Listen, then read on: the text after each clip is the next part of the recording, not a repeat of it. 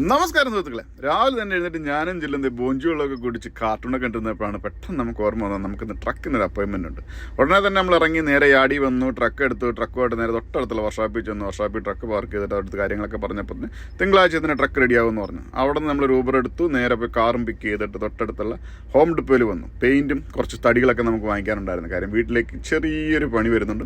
എന്തായാലും സാധനങ്ങളൊക്കെ വാങ്ങിച്ചിട്ട് കഴിഞ്ഞാൽ ഫ്രീ ആകുമ്പോൾ നമുക്ക് ചെയ്യാൻ തുടങ്ങാം. തടി ഇവിടെ തന്നെ നമുക്ക് ആവശ്യത്തിൻ്റെ അളവിന് ഞാൻ കട്ട് ചെയ്തെടുത്തിട്ടുണ്ട്. അതിനുശേഷം നേരെ വീട്ടിലോട്ട് പോകുന്ന വഴിക്ക് നമ്മുടെ ഹോണ്ടയിൽ നിന്ന് കാര്യം നമ്മുടെ ഒഡീസിയുടെ ചെറിയൊരു പാർട്സ് മിസ്സിംഗ് ആണ്. അവിടെ ചെന്നിറക്കിയപ്പോൾ തന്നെ ശനിയാഴ്ച ആയതുകൊണ്ട് അവർ നേരത്തെ അടച്ചു എന്ന് പറഞ്ഞു. എന്തായാലും അവിടെ നിന്ന് ഇറങ്ങി പോകുന്ന വഴിക്ക് രാജ്യമോളൊരു കോഫി വാങ്ങിക്കൊണ്ട് വരണമെന്ന് പറഞ്ഞു. എന്തായാലും അവിടെ പോയി നമ്മൾ ടിമ്മിൽ പോയി ഒരു കോഫി വാങ്ങിച്ച് നേരെ വീട്ടിലെത്തി. വീക്കെൻഡ് ആയി കഴിഞ്ഞാൽ നമുക്ക് എപ്പോഴും വീട്ടിൽ തന്നെ ഇരിക്കാൻ ആഗ്രഹം, പുറത്ത് പോകുന്നതുകൊണ്ട് ഭയങ്കര മടിയാണ്. എന്തായാലും വീട്ടിലെത്തി കഴിഞ്ഞപ്പോഴാണ് മത്തി കണ്ടത്. മത്തി കണ്ടപ്പോൾ മത്തി കഴിക്കാൻ ഭയങ്കര ആഗ്രഹം. ഉടനെ തന്നെ നമ്മൾ വൃത്തിയാക്കി എണ്ണയ്ക്കകത്തിട്ട് പൊരിച്ചു മത്തിയും കുക്കുമ്പോഴായിട്ട് ഉച്ചക്കത്തെ ഫുഡ് അങ്ങ് സോഹായി.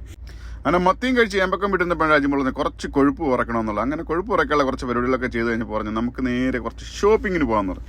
എന്തായാലും വീട്ടിലേക്ക് ഉപ്പോട്ട് കർപ്പൂരം വരെയുള്ള സാധനങ്ങൾ വാങ്ങിക്കണം. അതുകൊണ്ട് തന്നെ ഞങ്ങൾ നേരെ പോയത് ഇന്ത്യൻ ഗ്രോസറി ഷോപ്പിലേക്കാണ്. ഇന്ത്യൻ ഗ്രോസറി ഷോപ്പിൽ ചെന്ന് കഴിഞ്ഞപ്പം ജില്ലുമോള് ഭയങ്കര ആക്റ്റീവായിട്ട് സാധനങ്ങളൊക്കെ നടന്ന് പുറക്കുന്നുണ്ടായിരുന്നു. എന്തായാലും അവളുടെ ആവശ്യത്തിന് ഞങ്ങളുടെ ആവശ്യത്തിന് അധികമായിട്ടുള്ള സാധനങ്ങൾ ഞങ്ങൾ ഇന്ത്യൻ ഗ്രോസറി ഷോപ്പിൽ നിന്ന് വാങ്ങിച്ചു.